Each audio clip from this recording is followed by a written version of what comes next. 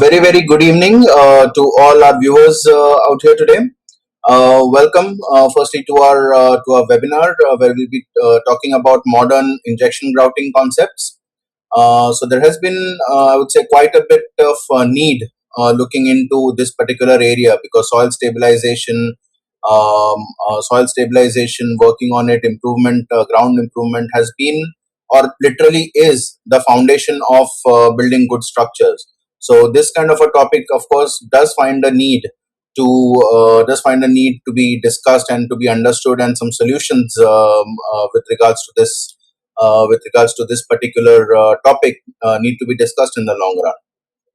So we at SS Build Chem at TPH are very happy to welcome you all to this evening's webinar, where we will be discussing some of these solutions, based on modern injection resins, and as well as modern techniques, and some ideas for you to take through.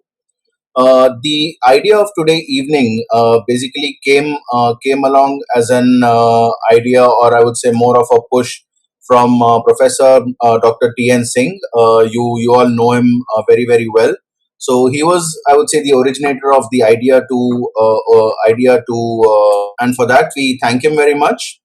And if I can just call on Professor Singh to this one, just a moment, I'll unmute Professor Singh right here. Yeah, Professor Singh. So I'll just invite Professor Singh to say a few words, maybe give us his thoughts on this topic as well, and from that point on we can proceed further.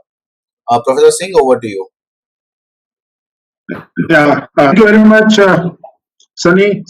I'm extremely grateful to you and your team, Mr. Kunjan, Mr. Paulo, and many others who have joined this webinar, which is very important in the sense lot of infrastructure activities are going on all over the India and the world.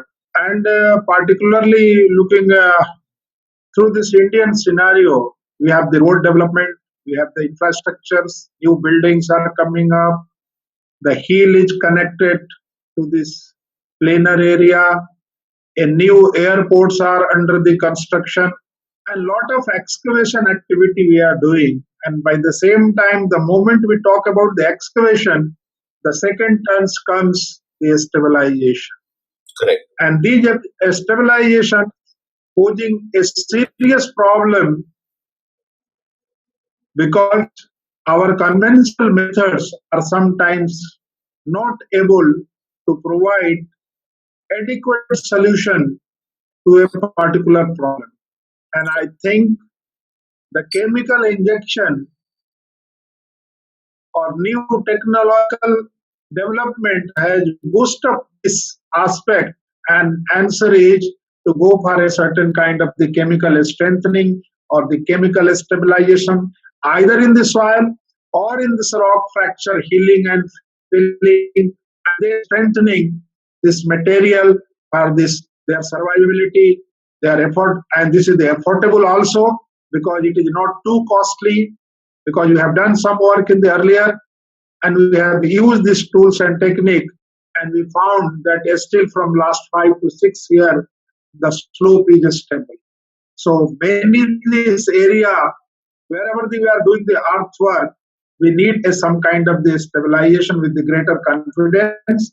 I'm sure that the experts available with us today, who have this long experience, they have done many projects successfully across the world, and very experienced people. So this webinar will certainly provide some kind of the solutions, some kind of the new information, some kind of the new mixture, and the new technology and new to chemical injection to promote this idea. And many others are also. I am thankful to Sunny for giving me the opportunity to start with my initial remark, and I wish that this seminar have this great day, and I welcome you, all of you, for this wonderful webinar. Thank you very much. Okay, so thank you very much, Professor Singh. Thanks for the good words, and I would say that is where we have to kind of get started with this concept of the injection system. So just to briefly introduce me as well as my co-speaker today. I'll just unmute Paulo Tsingos. So I'm Sunny Surlaker. I'm the head of technical services at SS Build Chem. I'm a civil engineer, basically a concrete technologist, but have worked a lot in the field of materials. So, which is why we think about soil stabilization also with different philosophies. Like I look at it more as a concrete function. And Paulo, of course, he's heading the exports at TPH Bausysteme in Germany. We'll introduce both the companies in a short while as well, and has a very long experience in dealing with practical side of things, practical projects, the usage of materials, and so on. So also he's again from the engineering background, so I think that is something that helps us put forward a lot of the ideas that you're going to see today. So I think Paulo, with that, can we get started? Would you like to say a few words? Sure. No, thank you everyone to spending this time with us and hearing what we have to say. I hope it will be interesting and enriching for every one of us. And yeah, here we go, and hope you enjoy the session. Okay, Paulo. So let us. I'll just put you back on.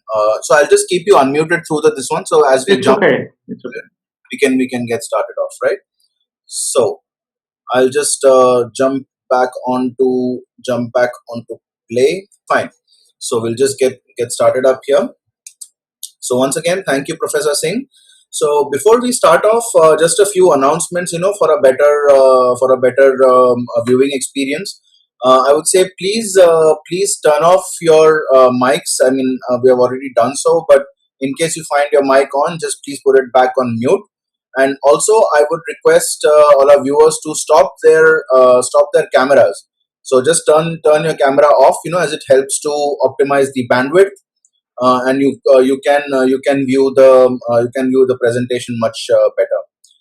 Another thing I would recommend to you is under your view options, select a side by side view. So that would help you to view the speaker in one window and your and the presentation in the other. So that will become much more. For some reason, I can't see myself. So okay, fine. So we can see you. Okay, that's good. So and your screen. Great. So once again, please put your mics on mute. Put your video in the off mode, and select the side by side view to make for a better viewing option. As far as the questions go, as we won't stop in between the presentation, so you can use your chat box to send the questions. We have enabled the questions to hosts only. So either you can just select my name, that is Sunny Surlaker, from the chat box and put it, or you can also send the questions to Mr. Sujay Surlaker. He's my brother, and he would be coordinating the question answer session at the end of today's presentation. Okay, so we are going to be talking today about modern injection grouting systems. So these systems can be used in general for soil stabilization across a variety of different applications. So you can use it for dams, you can use it under buildings, for tunneling, and so on. It finds a lot of applications like slope stabilization for any sort of construction. And what we found out over time was that a lot of the conventional systems that were being used might not suffice for this one. So which is why we are going to be talking about the modern resin based systems to help solve the problems today. So before that, we just like to briefly introduce our companies. So I would say our expertise, like SS Build Chem and TPH together, if we put our expertise together, it comes together in the form of concrete enhancement. That means we can provide you materials to make your concrete itself better, give you systems for concrete repair, and finally to protect the concrete as well. What basically we'd like to do, or we'd like to put ourselves as, is that we are your knowledge partners for the materials. That means our expertise comes from basic concrete technology to general construction practices to the materials. And I would say for all our viewers, your experience comes much more from, say, consulting in geotechnical or geotechnical engineering, and very very specialized structural engineering and very specialized fields of engineering. So what we need to do is kind of work together to devise the solutions, as Dr. Singh just spoke a little bit earlier on, that we have to work together to find these solutions. But just a brief, our company has been in existence since 1994. We are a technology-driven company. We believe a lot in R&D and product improvement from one side, and on the other side, we believe in doing things right or doing things technically. I think that has been the core focus of how we do things, and that has been part of our success story over the years. We also believe a lot in training, as even as what we are doing here as part of this webinar is, give or generate a lot of ideas between us, between applicators, between consultants, and the training aspect of it brings everything together to solve the problems much more efficiently. What we offer finally, or from our side, we are basically material manufacturers, providing materials for concrete improvement like admixtures, then there are curing compounds, waterproofing systems, tiling, sealers, industrial products, flooring, repairs, protection, so on. So we are into a lot of different fields and basically come from the material manufacturing side of this. As far as TPH goes, it's also a company steeped in history. It was founded in 1965. Is basically a medium-sized family-owned company, very much like ours, very much like SS Buildchem, and is pretty much consisted of a relatively young age team who is committed to achieving a lot of technical results. So what even where we kind of came together between the two companies is just by virtue of our thought process that we take on the challenges and have technical solutions or the right solutions for any of the problems that we normally see. So innovative solutions, global experience, a focus on engineering as well as a problem solving or a goal to solve problems is where both our teams come from. And you can see towards your the right side of the screen. Then this is the team of TPH Germany, right from the CEO and owner, Mr. Gyotz, right here, and down all the way to Paulo will be, I think, somewhere around here. And also at the bottom is Mr. Mazhar. He's representing the company in the Middle East. So we are not only those people. There are a lot of more. It's just a sample of the people in the company, anyway. Just a cross section of the people who are with our region particularly. So we look to demystify injection grouting first. So the ideas come about like why is soil stabilization or why are these kind of materials needed? Then the second part that we need to come, or the second question that we need to really address is what kind of improvement is needed. Okay, so means that I think that becomes one of the key points of discussion when we start start using the injection grouting technique for soil stabilization.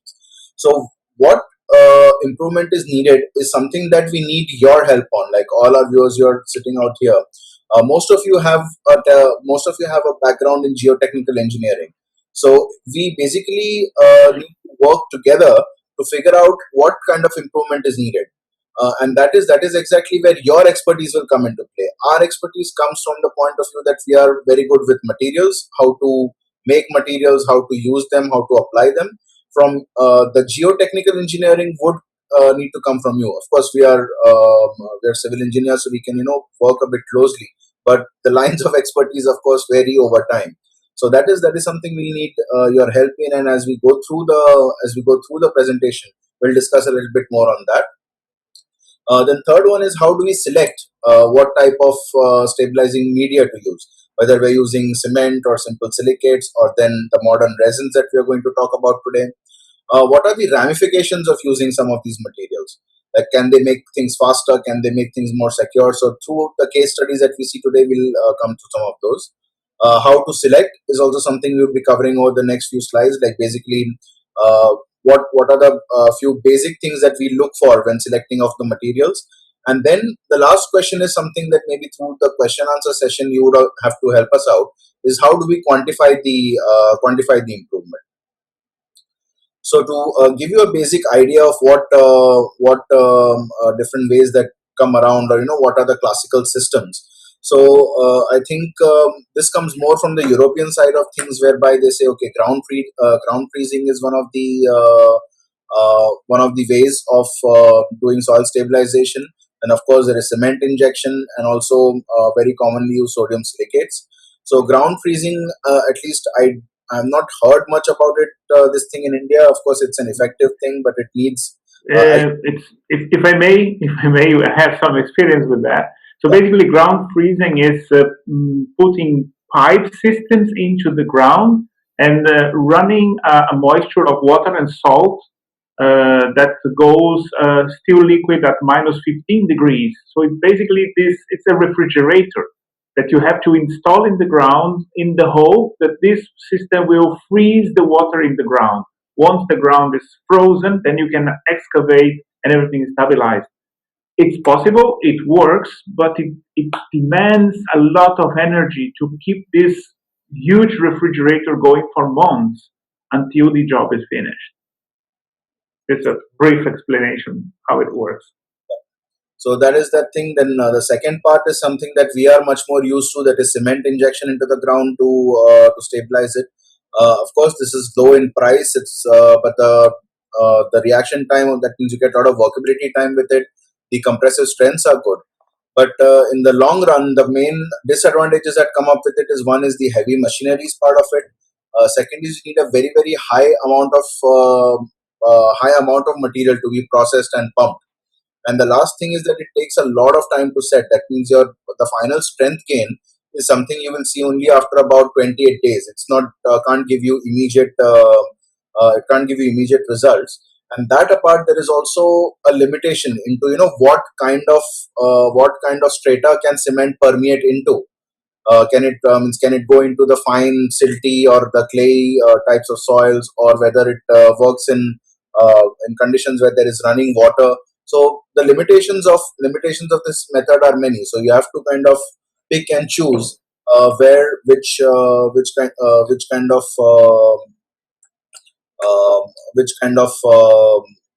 solution you're going to be using. Okay, so I'll just the last one that we normally use is sodium silicate. So again, one thing is that it's low on price. It gives you relatively good workability time. It's a good penetration also, because since it's a very very low viscosity liquid like water almost, so it can penetrate into a lot of places. But again, the second part of it is that you need it in very high quantities.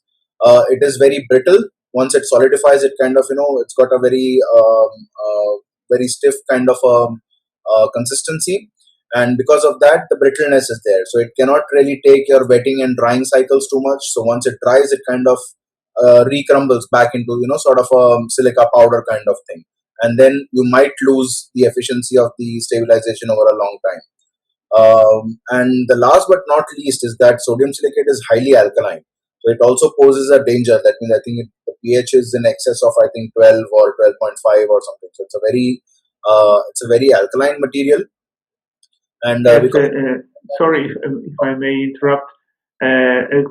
It's like cement. It's a very cheap solution. It's a very low price technology, if you want, and being considered harmless, many people tend to use this in large quantities without taking into account the impact on the environment. And in Europe today, but I think also in India, in other parts of the world, the environmental aspect is gaining more and more momentum. And imagine if you have 1.4 billion population to provide with drinking water, and with massive use of such alkaline solutions, you may jeopardize the real estate of your groundwater. So this is a thing to consider when using this, let's say, low priced, large scale materials. So not that they are bad or shall not be used, but they have to be used with some consciousness. And therefore, we have these new materials coming up with give us more possibility of having a wider choice of tools to overcome the problems we face. Perfect. So that is why then we come up with this basic concept of what we call as polymer stabilizing geo-injection. So what this means is basically you have your soil, and then you're selecting a different range of resins to kind of go together to bind this soil and to consolidate it in the long run. So basically, it is the combination of both the soil and the permeation of the resins that is actually creating your ground stabilization. So this kind of technology, of course, it's similar. Like the way that you pump it might be a little bit similar. That means your injection is mostly through lances or through packers or spiles directly into the areas that need to be strengthened. And also based on the type of material that you're using, you can get something. You can go from stabilization that is extremely rigid, extremely strong, to something that is simply holding your mass together and is a bit more has got a bit more give. So you can basically design these stabilizing geo injections for a lot of different applications. So some of the main materials that go into or the kind of resins that we are going to be talking more about today, they're based on either methacrylate gels, polyurethane resins, for example. Epoxies also are although are there, but are not very common and not used much. We'll be also talking a little bit about the silicate resin based systems, both as resin systems and also as foams, to stabilize and to work with different kind of strata. So if we talk about why we actually do this in, like, having a bigger picture, we basically do a geo injection or a soil injection. One is to seal the ingress of water, because one is that water, as we know, also causes the soil to behave in different ways. Like at different saturation, the soil kind of can bear different capacities, and there are all these problems with it. In case of clay soil, there is expansion. So one is that you might want to seal the, or cut off the influence of water from your soil. The second one is to consolidate and to hold it together. Okay, so that might be the second option, and the third one would be filling. Like for example, if you have large cavities or large fractured areas, and you need to kind of hold everything together or to fill large cavities, then we mostly use that look at foaming material, so that we can fill them and also then stabilize them so that they don't collapse on themselves. So again, this matrix basically shows you what different kind of materials are suitable for each and every application. For example, for sealing, you can look at more from the acrylic point of view, the PUs and the silicates, in addition to cement. Consolidation can be accomplished with more or less most of the basic binding raw materials. And for the filling, you need foams of some sort, something that in a small volume can form up into a very very large volume. So these are mostly based on polyurethanes or silicates. Of course, cements, in case there is not flowing water or something, you can also use cements to fill up large volumes or large cavities. Then comes the point: how do we select which kind of materials to use? So I would say that is dependent primarily on the type of the media that we are trying to stabilize. That means we can have it either as gravel, as fine gravel, coarse gravel, then your sand, fine sand, silt, and then finally clay. So basically, it depends on the permeability of these materials. The permeability will dictate which kind of material you can choose, because the lower the permeability, the less viscous your material will need to be to penetrate the fine pores. And that's exactly where also the diameter of the particle sizes, like, they will come into play. So as your particle sizes go from bigger to smaller, you will need materials that are less and less viscous to kind of stabilize those kind of strata. So for example, with normal cement injection, you can stabilize things up to fine gravel. With additives, it goes a little bit further. Microfine cements can go almost into fine sands.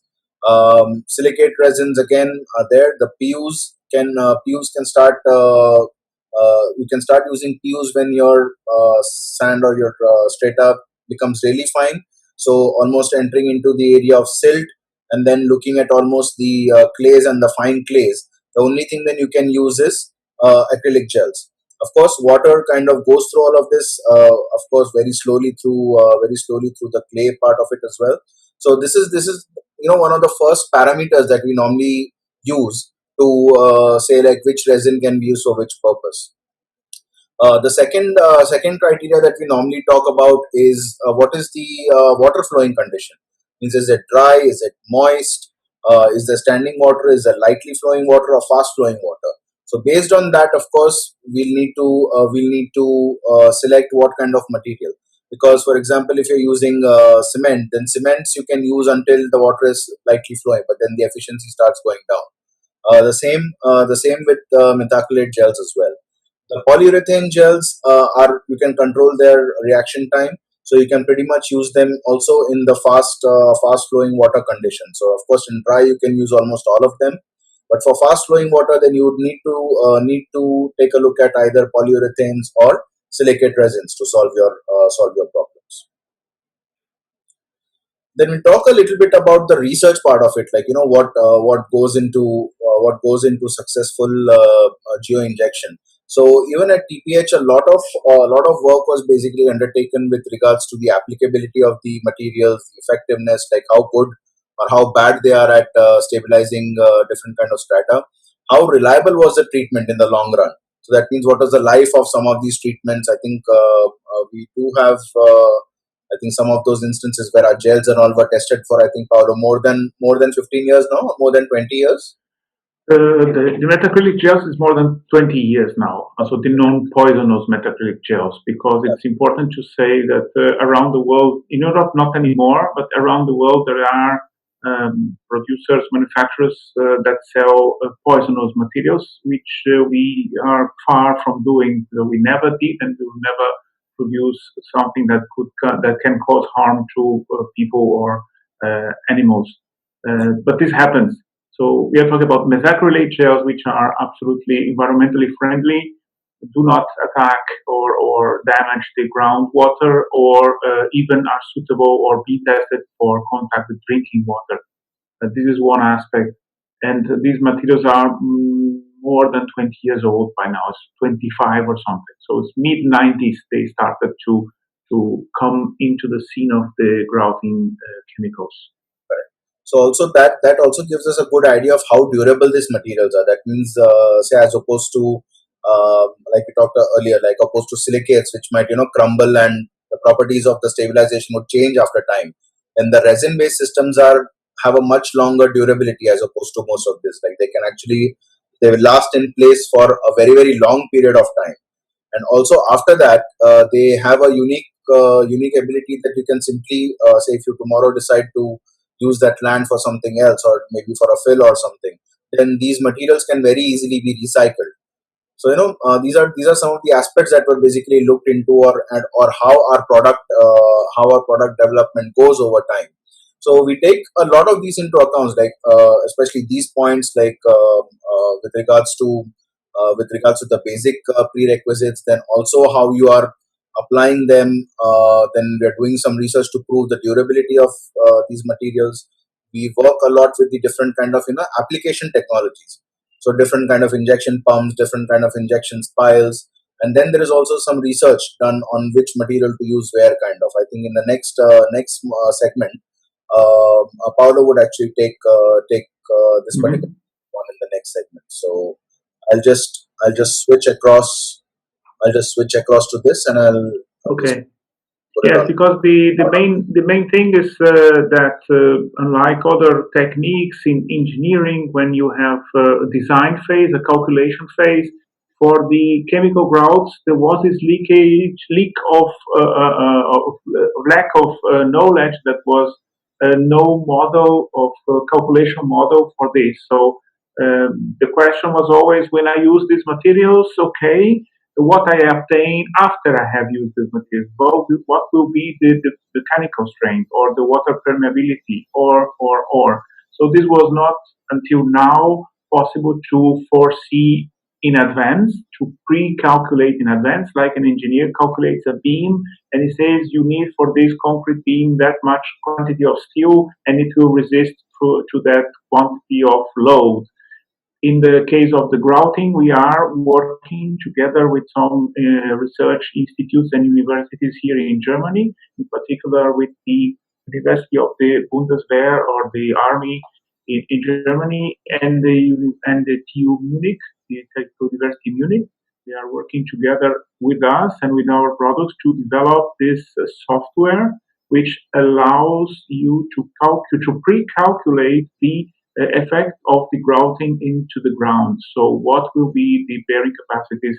We will see in the following pictures that some of these situations. So this was the first trials in sand to define what is the permeability and what we achieved. This is, for example, a core sampling from a sand material that was stabilized with acrylic gels, and we subject these cores then to tests, monoaxial tests. So it's a sample compressive strength of this material, which is together connected with the permeability. It changes from material to material, so that's the reason we have different types of research projects going on, because for different materials in the same family or different families of materials, you may obtain different results at the end. So these are some pictures of the field tests. We try to do it in a lab, and then on a larger scale, this is a quarry, non in use, close to Hamburg, where we did our first research in types of injection systems. So this was with the retrieving lenses. So it's a lens that's put into the ground and then slowly pushed back during the injection. So this has shown a very good performance in distributing the material, but we also tested sleeve pipes, self-drilling anchors, spiles, micro-perforated pipes. So all the different typologies, and the advantage of working in an abandoned quarry is that we could dig after and look what was the result of our, let's say, creation with the soil being injected with these materials. So, and also measuring the strength and the mechanical parameters. All this testing that started good 4 or 5 years ago, it's bringing now to the final results that is developing this mathematical model. So we hope to have this software available. These are some pictures of the research measurements we have. We hope to have this software available to the community. These are the triaxial tests in the actual treated terrains with the different materials. Software will be ready in September, and it will be compatible with Plaxis, which is a normal software for geologists, for geological calculation, but also compatible with AutoCAD and Autodesk Revit, which is used for beam modeling. So we will be able then in September to have this software working. The beta version is already running in a private circle of experts to verify the effectiveness of the system. So we see here the expansion or of the material permeability depending on different type of material we are using. All these are results of the software research, and this will be the final effect. So you can compare on the left without any intervention. What are the tensions generated into the ground in this case during excavation of the tunnel, and on the right with the using of the grout. And other test is the expansion. So Sunny said that some materials foam up, but if these materials are under compression, so this is a very foaming material put in compression, so you have this self-compacting effect, so that the foam is not so weak anymore. You still have an interesting mechanical stress or strength or capability of this material, and we can now measure this, and we can also now tell you very precisely how much will be the mechanical strength of the material if the compression or the expansion is contained. The material is not free to expand. So here are the triaxial tests again for this foam subjected to the pressure cell. And I don't know, the movie is not running here. That's, I think, because you're. Okay, no, let it run. I am absolutely on time. So no, that's it's so basically that's it. That's the end of the video. So what basically we want to do, or the point of also showing you this kind of work that has been done over the time, is also to ask this fraternity for your help. See, because you understand soil, geotechnical engineering, and the load bearing capacities, the design aspect of it very, very well. From our side, we have a relatively lesser understanding of the these kind of design aspects of it, but we are very good at manipulating the material aspects of it. So I think once we can both work together, or like we need your help in generating the parameters that the materials need to reach, and from our side we'll work on providing the material aspect of it. So basically, it has to be a collaboration between the designers and us as a material manufacturer to actually arrive to solutions. So then I think that is where in this synergy is where the true magic will happen in executing the projects. I would say very, very reliably in this manner. So a little bit about we'll just talk a little bit about the materials themselves. So what we are talking about today basically initially is like what are we using it for. So part one is sealing. So we basically want to isolate, I would say, the soil from the water, or the other part is to stop the water, to stop the erosion of the soil in the long terms, or isolate water from the compressible soil. So basically we want to take the effect of water away from soil. So in that case, we are looking at some of these resin systems from the sealing perspective. From the other side, we are looking at also consolidating different types of soils, so we can stabilize the soils, we can strengthen the soils, and what we look to is improve the bearing capacity of them. And lastly, we look to the application of filling cavities, voids, and fractures in the different kind of geological formations. So basically, any larger caverns you can find, we can fill those. If we need to hold together fractured rock, that is also possible. Like this, this happens often during tunneling applications, where the TBMs kind of get stuck when the materials are not consolidated. So we need to hold together the fractured area. So for that, we do have solutions.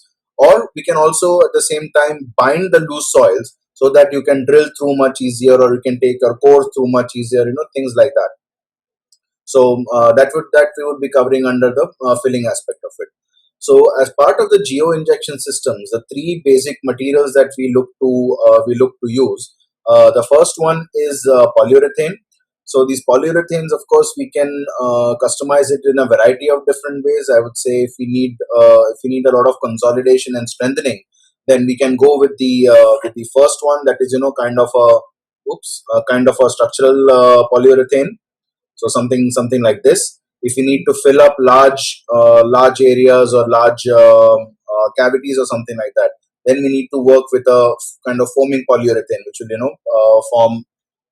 which will basically form geoinjection with the existing soil. So to give you an idea of what the 2K, like a structural polyurethane, the kind of properties that it normally has, is that these materials are characterized by very high compressive strengths. So compressive strengths are almost about 75 MPa, so they're very, very strong in compression. But at the same time, they also have a very, very high tensile strength of almost close to 30 MPa. So this can again be used both in presence of water and in dry conditions as well. It can seal strong water inflow. So anywhere you see, like if there is a groundwater, like a stream or something, underground streams, and if you need to stabilize that kind of rock area, then you can again use these kind of materials. They're effective almost immediately, I think, in presence of water, and this one, the setting capability is very, very fast, or you can kind of change the reactivity of these materials as well, and we can adjust both the reaction time, the viscosity, and the effectiveness of the material. Of course, as most of our materials are, they are certified for contact with groundwater, and also they are chemically very, very stable, so you can use them in a wide variety of soil conditions, even if your sulfates are high, or your the aggressive media are pretty much. Okay, sorry, Sonny, can you go back to the previous page? Okay, I wanted to add something, and you see here in the pictures. So the above picture is just the material itself, foam in contact with water, it foams up, and without water, it doesn't foam. So the two materials you see there are the same material, one without the contact with water, and the other with contact with water. And I saw one question which is about the rock consolidation factor. So when you inject this material into cracked rock masses, So what's the main factor that affects it? And this is recalling the picture below. The picture below is an historical picture, so it's like from 1980, more or less. So it's long ago. It's good 20 years, 40 years ago. And this picture shows the behavior of, in this case, two concrete blocks, which have been cut in a certain angle, and this angle or this gap was filled with the material. The material has some foaming, and so it was mixed with water. It foamed and it connected to the two concrete blocks. And after these blocks are put into compressive test, so you see there is no failure of the material as such, but there is a sliding relatively of one block to the other. And this is exactly, that's the cracking failure pattern change in an injecting material is usually in this case particularly uniaxial, because you have only one dominant force, which is the shear strength of the material. And this is the reason this material has been widely used at the beginning in the German coal mines, which are, by the way, at this time are completely closed. So there are no coal mines working in Germany anymore. But when they were using or mining the coal until the late 90s, beginning of the 2000s, they were using massively these resins because of this possibility of having a deformation under stress without collapsing. So if you happen to use a cementitious injection, in this case, or a silicate injection, for example, the breaking pattern will be brittle, so you will not see any deformation or important deformation, and you will have a sudden collapse and rupture. So this causes losses of many lives in the past.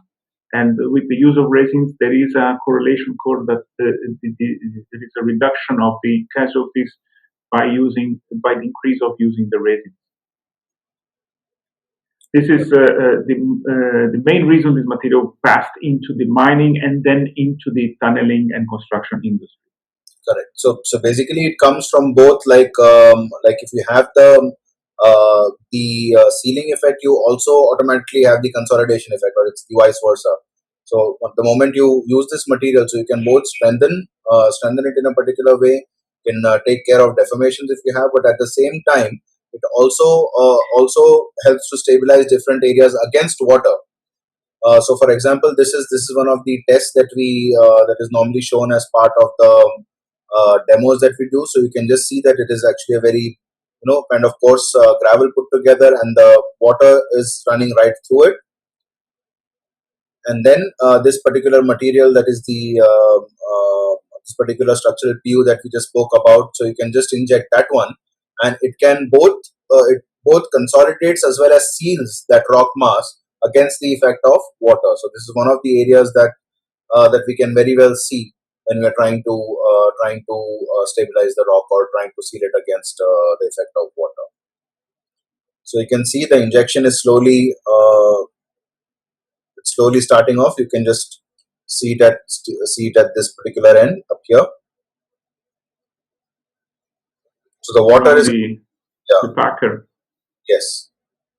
Right here you can see the resin slowly permeating through. So the viscosity is low enough, it can permeate through, but at the same time we can also control the setting time as well as the thixotropy of it, so it doesn't flow away underwater. So these are the kind of advantages that you can say like a regular cement injection or a regular silicate can never do. It's kind of a tailor-made material where you can think of application under different conditions, and you can see like within about a minute, the entire column is impervious to water. So basically, all the water is just filled up from the top and is coming out of the top right now. No further water goes through that particular zone. So during any I would say any kind of excavation, if this kind of a condition comes up, then we do today have solutions that we can take a look at this. The next type of modern materials that are come into vogue or come into play are the methacrylate gels. Again, I think these have been in place for a pretty long period of time, and they're basically materials that are injected using this a standard 2K pump, and you can tailor make these materials to be anywhere from like very flexible like this to a very kind of structural material which has got a lot more load bearing capacity. So mostly we can use this in say different kind of consolidation methodologies and curtain grouting to stabilize large areas of soil. You can use it, of course, we use it also quite a bit for waterproofing, and in addition you can use it to anytime where you need to just hold the soil together. Rather, if you're not looking for very high compressive strengths to be generated but just to hold them together, then you can pretty much use these kind of materials. So basically, there are hydrostructural resins with an adjustable pot life. The main advantage of these kind of materials is that it is very, very low in viscosity. So hardly, I think the viscosities range from 2 to 5 CPS. So they can pretty much go most places that water can go, which is also what makes them very interesting for use in very fine grained materials. Like if you're talking about silt, or we are talking even about approaching clay, then these are the kind of materials that we can think about to stabilize those kind of difficult materials. Of course, they are approved for use in contact with groundwater, and they're durable. Like in practice, we can see them lasting more than about 20 years. The next material that we mostly look at or mostly use are based on silicate. So they are either silicate gels or silicate foams. So you get it in two forms. So again, these materials are characterized much more by like the silicate foams are used much more for stabilization or filling large voids, cavities, holding together fractured rock. So one of the key areas that this material becomes useful in is like especially during using TBMs, for example. So if you have a lot of loose soil, the TBM is not able to bite through. So you can pretty much consolidate the soil using a silicate foam, and after that, your cutting itself goes through much easier. Is that am I putting it correctly, Paulo? Absolutely. So the difference between the silicate foam and the polyurethane foam, in the case of polyurethane, we have seen this foam is very tough. We call it tough elastic. So you have a tension or a compression and the foam slides, but is not disgregating. In the case of the silicate, it forms a foam much bigger than the polyurethane. Independently, if there is water or no water, it will foam in any case. But the foam is very brittle. It's a very soft, so it's easy to excavate with. It's made on purpose, exactly for this condition, to facilitate the life of excavating through that foam later on. Correct. And this kind of material also finds then application in things like anchor bolting as well. Like we'll also show you a few of those case studies. This video actually just gives you an example to show you like how this kind of a material actually looks and forms. For example, if you have like loose fractured rock, something like this. So the moment you start using the silicate foams, you can see it needs a very very small amount injected, like hardly like say about half a liter of foam is injected. Particular thing rises up very fast. I think the foaming factor is almost, I think, 70 to 80 times, if I'm not mistaken. It should be 50 times at least, depending on the conditions.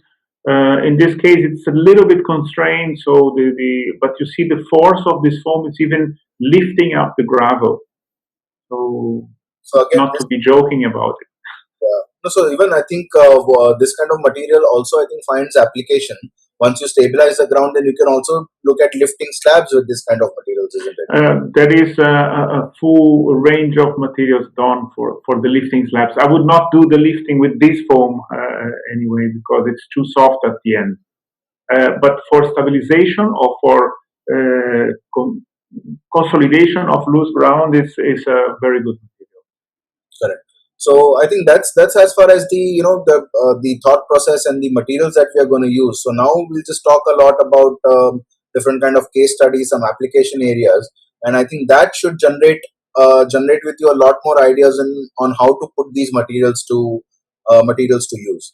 So, yes, because it's very nice to talk about and say, yeah, we have this material and that material and that material. And we have done these tests, and we can make a lot of demonstrations. But I think the case histories, so the actual application and resolution of real problems with the materials, speaks louder than anything else we can tell or show here. So it's the actual experience in the real job site. Correct, correct. So, see, one of the first applications that normally people would ask us, like anytime we talk about in India, especially when we start talking about soil stabilization, the first thing that comes is the stabilization of clay. So now clay, as we know, is something, even water, the permeability is very, very low. Even water has a tough time traveling through clay. And you know that almost it's very difficult to get any sort of material to permeate into clay. Any sort of liquid, be it a cementitious material or even low viscosity injection materials, they all have a very, very tough time in permeating clay. But the end use, like when we try to actually construct in and around them, so what we're looking, why we say we need to stabilize the clay is to basically control the expansion factor. So I think one of the ideas that came up to us was by using acrylic gels, for example, because of the very, very low viscosity. So say essentially, I mean, this is a very very rough kind of a situation that we're showing you.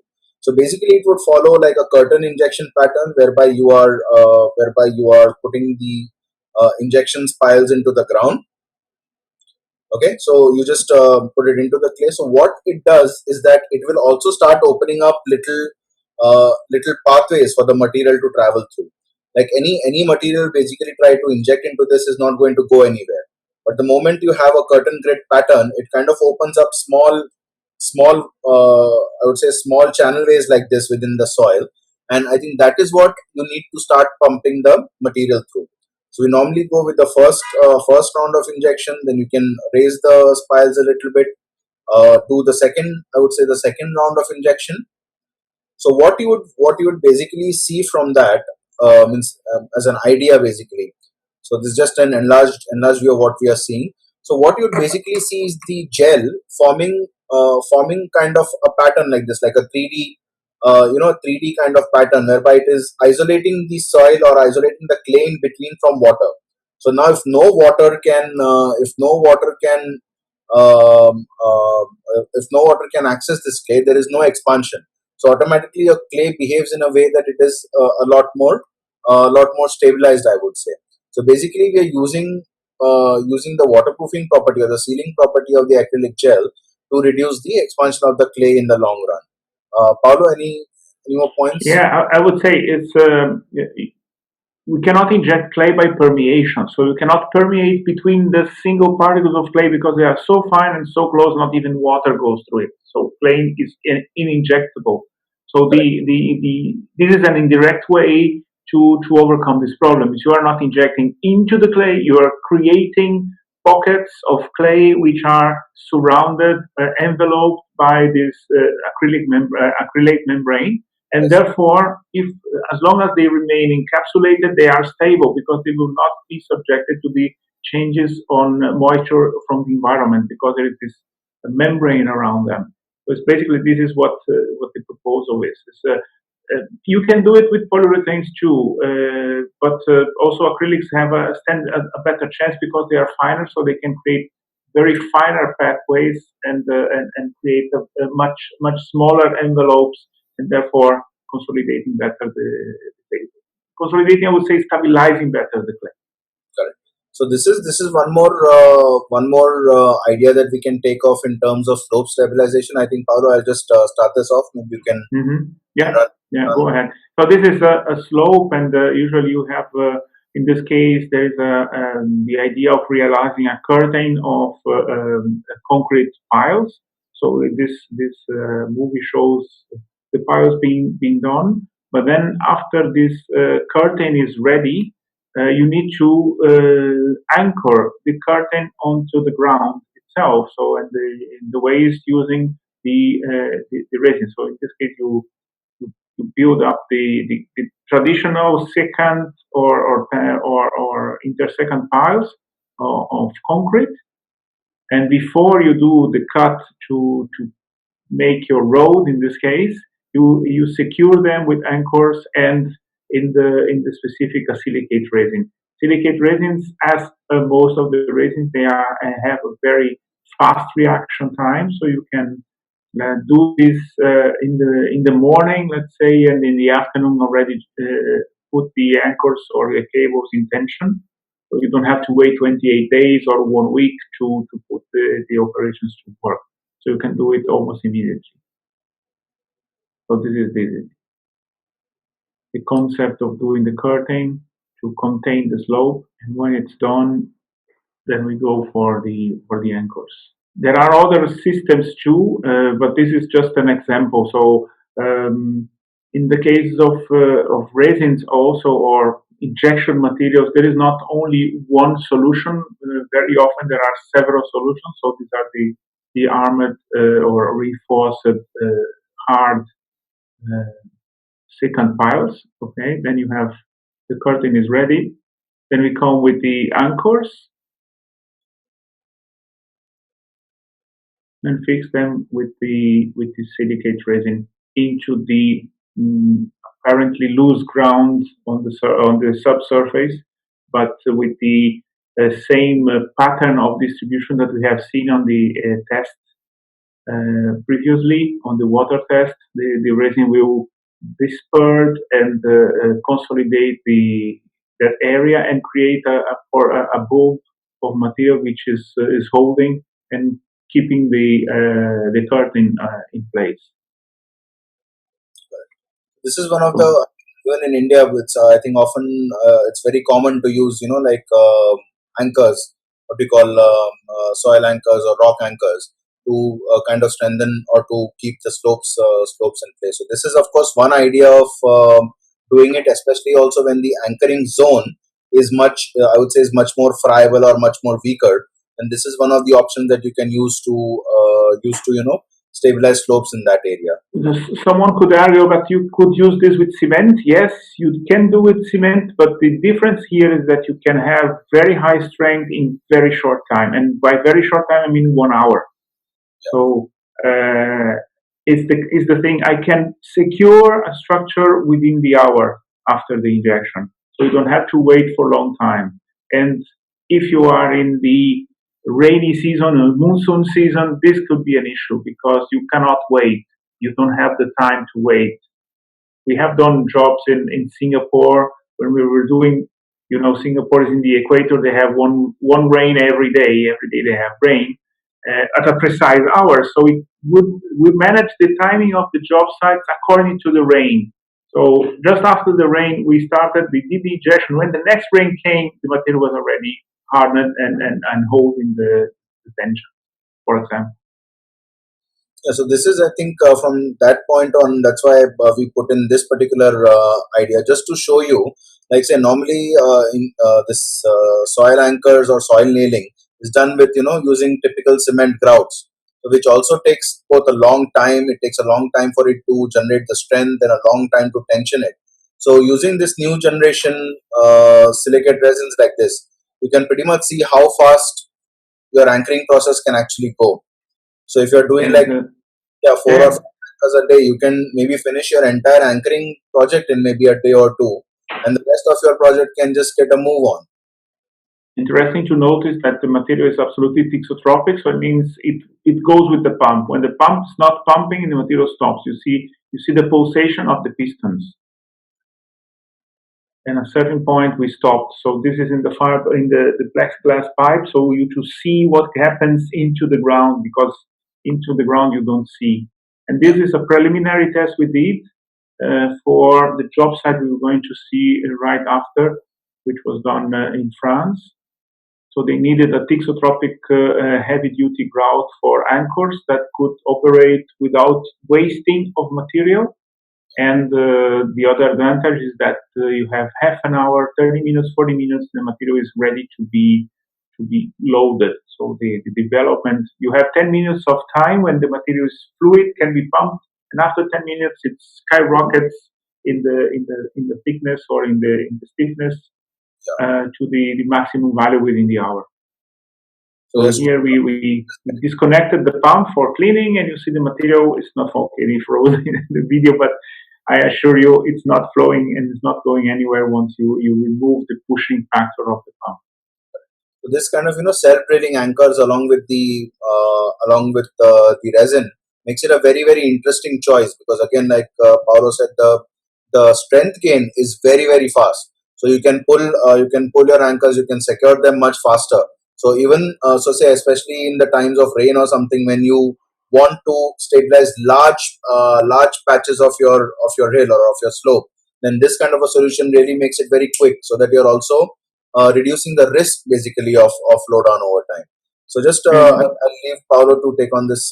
Yeah, interestingly to say that this material is also unsensitive to moisture of water. So even if your hole is full of water or there is moisture in there, the material will either push the water away or combine and harden also with water without foaming. So the possibilities are immense here. So we don't have the limitations of the cementitious injection, and the material is absolutely to be used in any condition. So if we go ahead, so this is the principle we have seen. So either you have the packer at the borehole's end or at the self-drilling anchor, as we have seen with the demonstration, and you can put the material directly into or via the anchor. So these are these different applications, mostly mining, but a lot of them for sloping. And we have this pull test after 30 minutes. So you have the bolt movement of 1.5 millimeters with 20 tons of pulling strength. So with these conditions. In the test we have done in Paris at the Grand Paris project, the difference between the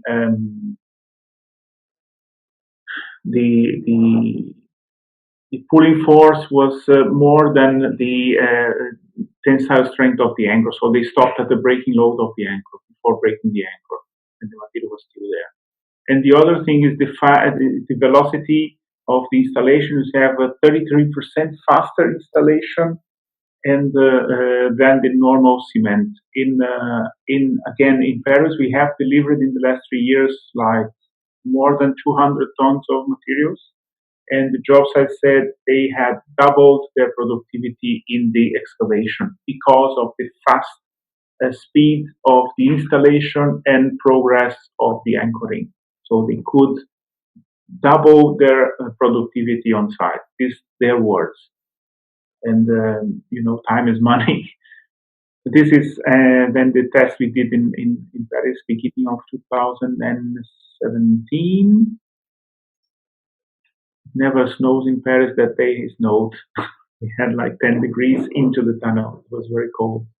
But we showed them that these were the anchors that they had to stop at 360 kilonewton tensile strength. So you see, these are the self-drilling anchors. You've seen the movie.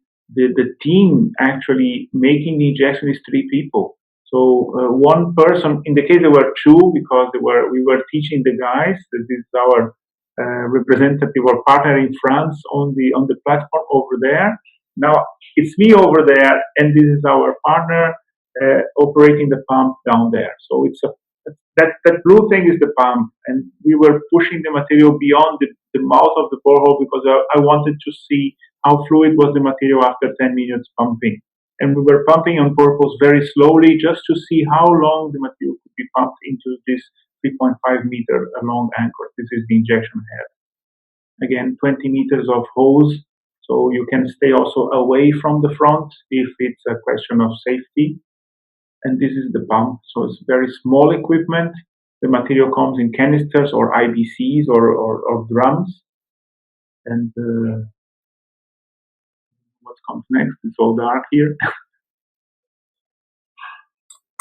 Okay, this is again another kind of project. This is a pure soil consolidation. This is the Stringer. It's a museum. It's a heritage building in Dresden, in the city of Dresden. And they had this underpass. It was a very small underpass. It was a service building. It was a service lane. and they wanted to increase the width of the lane to allow also the visitors to go from one side to the other of the museum.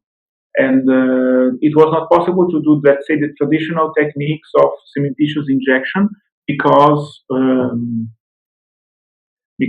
the whole building on top. So we had to study a solution together with the designer. Of course, we are at the end, as Sunny clear, we are the manufacturers of the materials. We know a lot of the materials, but the designer had to step in and make the calculations and make the foresee. So this job site was designed by an engineer that foreseeing the application of the resin to reach a particular resistance or compressive strength into the ground.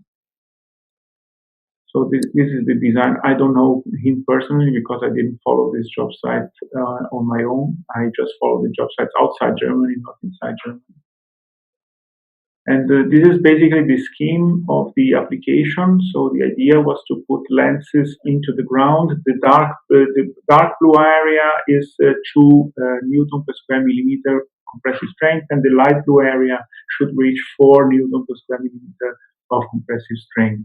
So there were different dosages of the same material, so more loaded area outside and less loaded area inside, because this dark blue should be then excavated.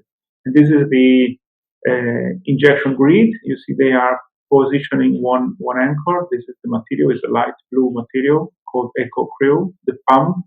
So also very small units, so you can work in very small confined spaces, and he's pulling the lens and making the injection. So piece by piece, pulling the lens away, they were consolidating the whole terrain and making different dosages of material depending on which depth they were.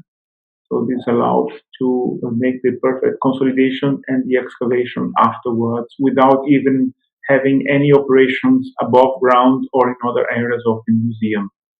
So this is our principle, doing some explanations. This is how the material looks like. You see it's very rubber and sticky material, and connects the finest particles of ground with an elastic mass. I call it soft consolidation. We do have also hard consolidation acrylic resins, so they are much stiff and much tough.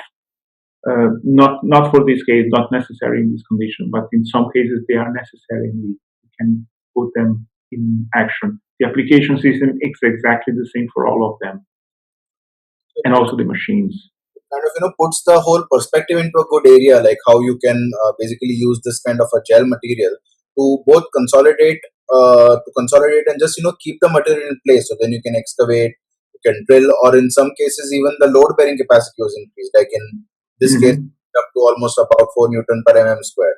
So then this is another application which normally comes up. This would also be quite interesting for a place like India, whereby we have got a lot of small dikes as opposed to large scale dams. There are a lot of earthen dikes that come in, and normally during times of rain, there's a chance that slowly there are these erosion paths that are being generated, and these erosion paths both it kind of drives the soil through these paths, as well as at a later stage the water goes through it, and as more and more water goes through it, the erosion continues, and eventually your dike starts breaching. So basically, to strengthen this dike in the long run, you have to do two things. One is you first seal the waterway so that water can no longer flow, or there is no longer any erosion paths that are available to be opened up. And then in the second stage, you kind of just hold all this soil together. So basically, a silicate based resin material or a silicate based foam can be used to first stop the water paths, basically seal all the water paths so that there is no longer any flow of water and soil through these paths. And after that, we start off with an acrylic resin system. So basically what this resin system will do is that it kind of binds and it consolidates your entire earthen dam, and thereby also strengthens it. So once it is strengthened, the whole thing is held together. It's a bit more elastic. It can take a bit more of deformation due to the excessive water loads, and with that kind of a outcome, life of the die can be enhanced in the long run. So pretty much this was just one in the cross section. You have to extend the treatment to the entire extent of the dam, and this is how the soil looks like post the injection material. So that it's actually a consolidated mass that holds itself very well together. In presence of water, or even if water is there, the entire mass still holds itself together in a very in a very good manner, so that there is no breach, or there is no movement or no flowing away of the dam anymore, or of the Yes, dike. you look for the waterproofing, and you get as a side benefit the increase of the bearing capacity of the soil itself. So you get two things with one action. In Germany, the research we started, one of the first pictures of the research was exactly for this dike, let's say, improvement, is because in some cases they want also to raise the level of the dike. So they want to build a dike over the existing dike, and so you need to reinforce the existing one before you load it more. It's also a mining activity. So tailing dams have the same issues in the mining fields, in the mining industry. Correct. So it opens up, basically why we are showing this is that it opens up a lot of possibilities in what you're trying to do. So this Sorry, the detail is that, okay, but again, I could do this with cement. Yes, you can do this with cement. First, you have to be sure that cement will be able to penetrate and consolidate these very fine soils. This is the first problem you have. The second problem is that cement, again, demands a lot of equipment, heavy machinery, and a lot of people. And sometimes these constructions are in areas where you cannot do it. And if the dike is already not very stable, there is no condition of putting, let's say, a tractor or a driller or an injector or heavy machinery on top of the dike or beside the dike. And the advantage of these grouts, of the acrylics in particular, is that you have very small equipment, and even then, you can have the equipment far away, like 20 or 40 meters away, and still operate on the area. So we jump to Colombia. We jump to Colombia. It's a very interesting case of a hydroelectric dam in which there is both the soil consolidation with the acrylics as well as stopping fast flowing water. So I'll just leave it to Paulo, much more conversant with this one. Yes, I was not there. It was my colleague Miguel in Colombia. He's responsible for, let's say, this Hispanic world, let's say this. And this dam, they had an issue with losing water because they live on producing electricity and using the water of the lake for irrigation and water for the population on the area. And they were losing water because the water was escaping through gaps into the drainage galleries or inspection galleries inside. So there were heavy leakages, and they wanted to stop those leakages. The first idea is to make a grout curtain of cement on the outside to stop this water from the lake to access the drainage gallery.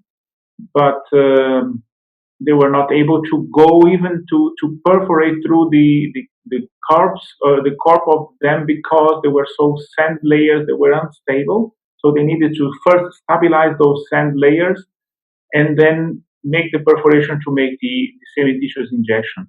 So our first task was, so we need something to stabilize that sand. So when we drill the hole stays put, and we can then inject the cementitious grout. And so we have done some applications with an acrylic gel to stop or to stabilize the sand. So basically that.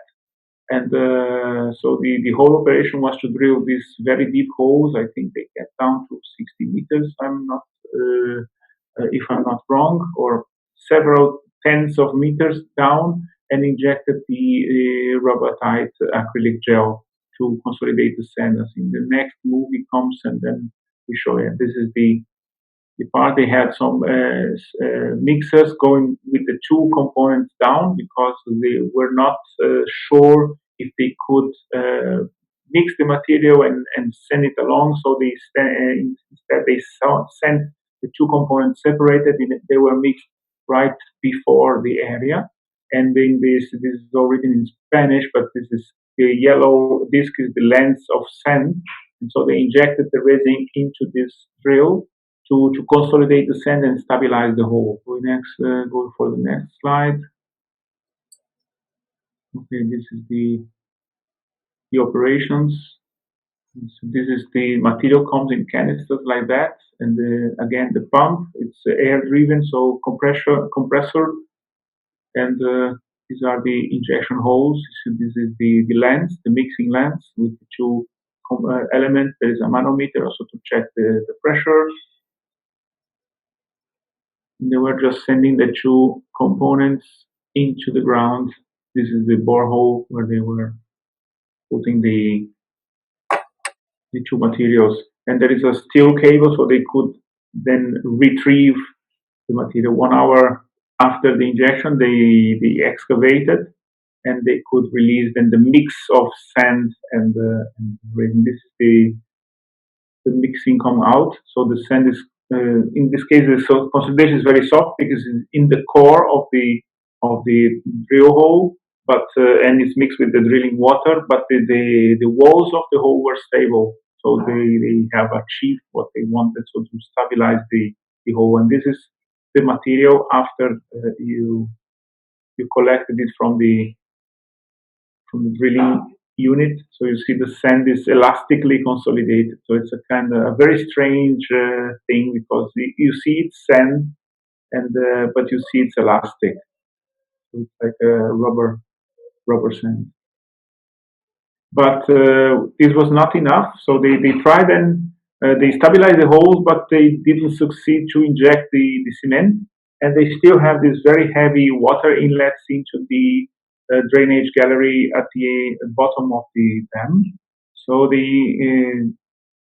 we developed with them a secondary strategy of injecting directly from the drainage gallery by using a polyurethane in drilling holes which were like 4 or 5 meter long, so to intercept the water on its way back to the tunnel. And again, here is not only the material important, but also thinking on how to apply the material. So this is one thing that we want. One of the first slides were demystifying cementitious grouts or chemical grouts, is that these materials are not magic. I mean, it's not because you are using a chemical grout that your problems are solved automatically. So we still have to engineer the solution. We still have to think where to drill, how much, how deep, and how to inject. So these things are very important. So the tactics they have, this is Miguel and Lalo. Miguel is on the left with the orange coat. So the first thing was to put a preventer with a valve in the main, let's say, hole, which was putting this water at 6 bar. So there is no way you are going to inject something against that flow and be successful. This is the recipe for failure. Is where many people fail because they think I have this marvelous polyurethane and it will do the miracle. No, it won't. So in this case, the product alone will not do the miracle. This is the first step to put, and it's very difficult to do. And then you go and inject besides. So you make a secondary hole intercepting the waterway, but you have the main pressure being released on the main pipe. So you can go then slowly closing one and the other and building, let's say, a hardcore basis of material that will support you in closing everything.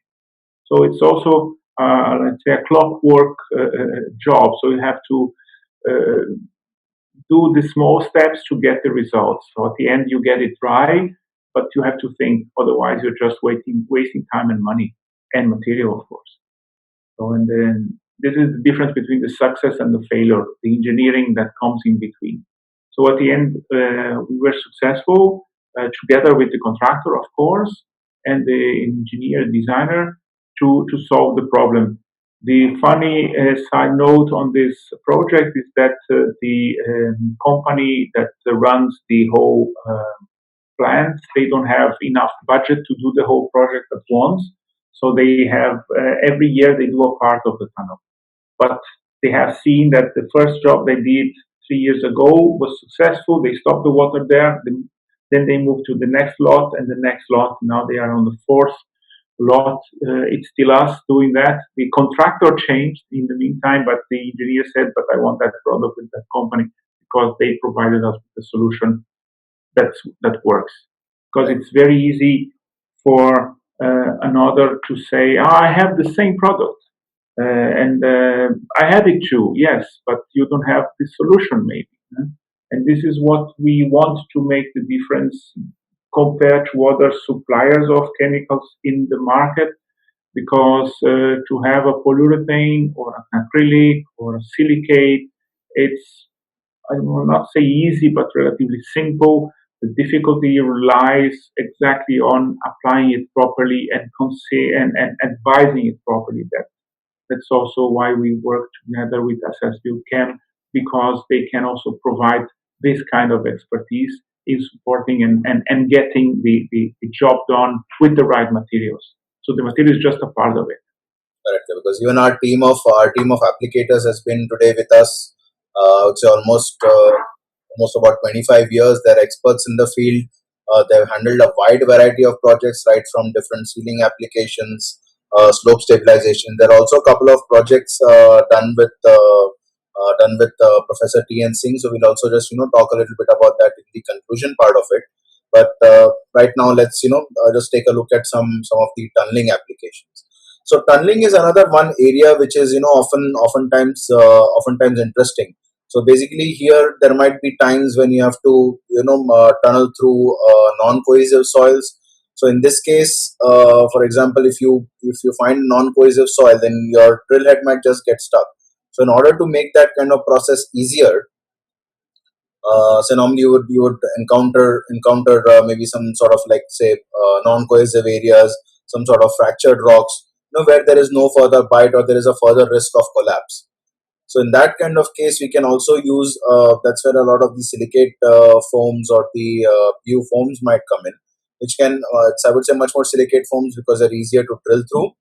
So you pretty much kind of inject a small amount of the material inside. It kind of swells up and foams in a very, very large, you saw it foams at least about 50 times its initial volume.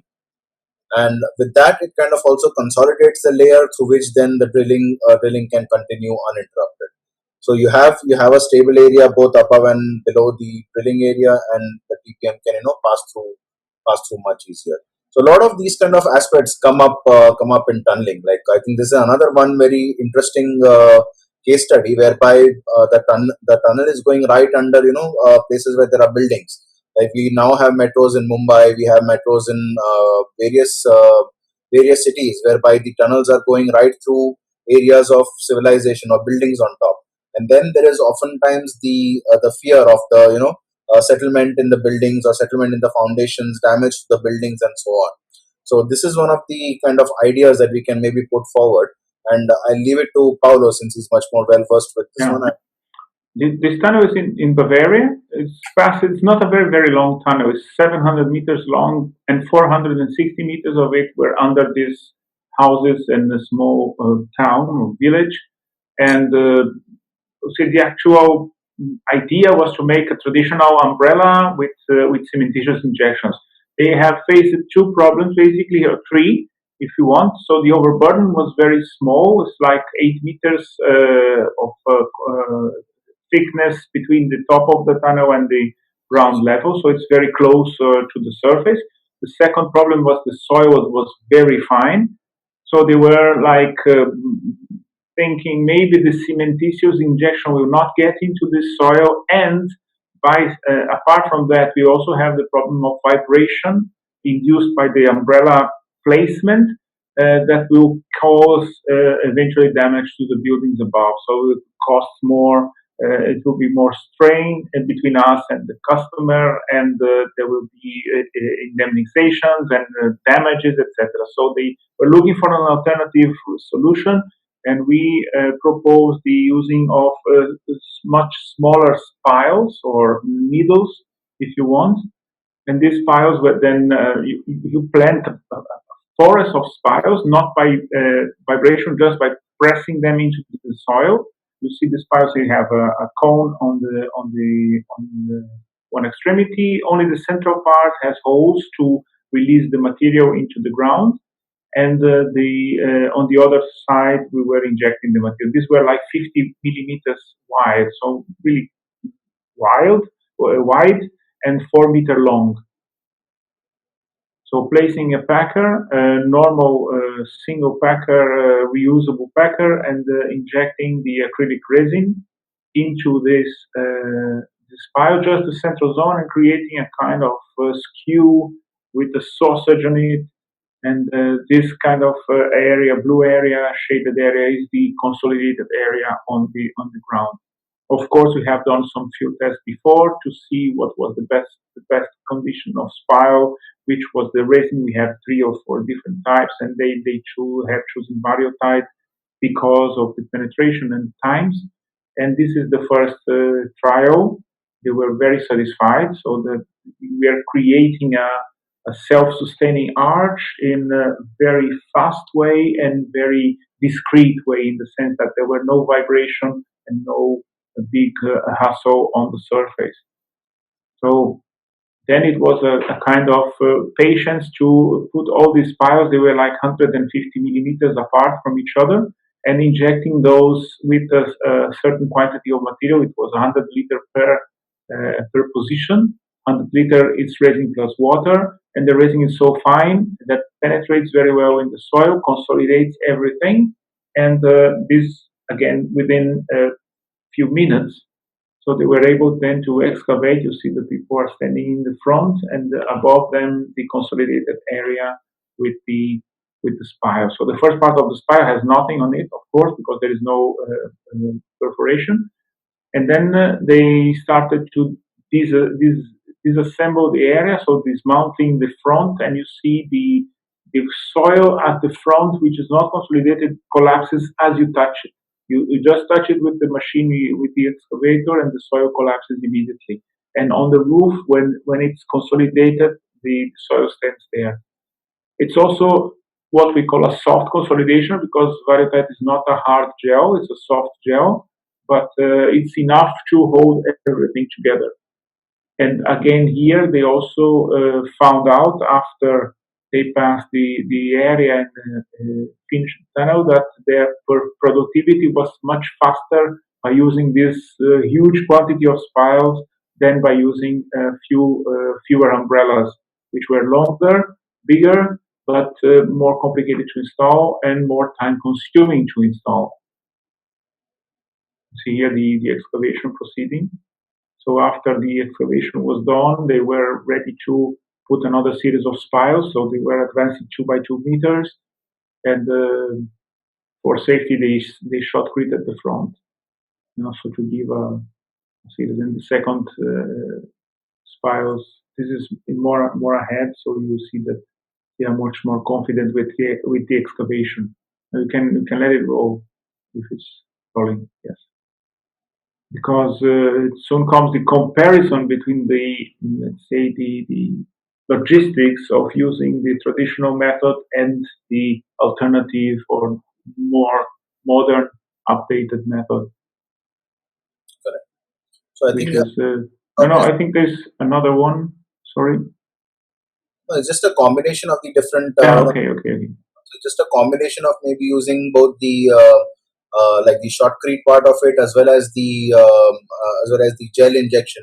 So the shotcrete was just for the front, because they did not consolidate the front. So they consolidated the roof on top, making the arch, and they shotcreted the front because the front was absolutely unstable. So if you came with the machine or to place the spiles, it would collapse. So they had to shotcrete, and then through the shotcrete they pressed the new spiles of the next. So it went all the 400 meters. Correct. Now this is again one of the ideas to consolidate fractured rock, for example. Yes, we have been supplying the 2 cut tunnels in Austria, Coral Tunnel 2 and 3, and this is the number 2, I think.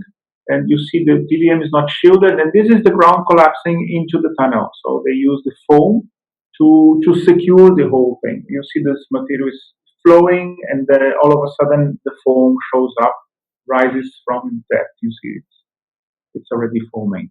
So this is the silicate, this soft foam without, say, any interesting properties apparently. But then when you mix it, or when the foam mixes itself with the soil, the combination of both is a soft concrete of stable soil. So you see the same area now treated with the foam. This is the cavity. And from there, and I think it also becomes much easier to drill through this or to cut through this. Absolutely, because it's not falling on your head anymore. It's stable, and then you can also drill through it. Correct. So I think this is the last part that we'll be discussing a little bit more on the slab and road lifting. So this, Paulo, I can leave this section to you. Okay. So there are a series of materials, also silicate-based non-foaming materials for slab lifting. It's a very recurrent type of job that we have here in Germany. That is the slab lifting procedure on motorways, but it also affects collapsed or semi-collapsed slabs on warehouses or parking lots or even airports. And you see the typical damages. So you have this degree, according to the regulations here in Germany at least, when this dent or this difference reaches more than 1 centimeter, it's better to immediately then solve the problem, and solving by lifting and aligning the slabs. Because if you don't do it, then you have the problem of having this secondary cracks appearing, and the problem tends only to get worse and is not going to get better.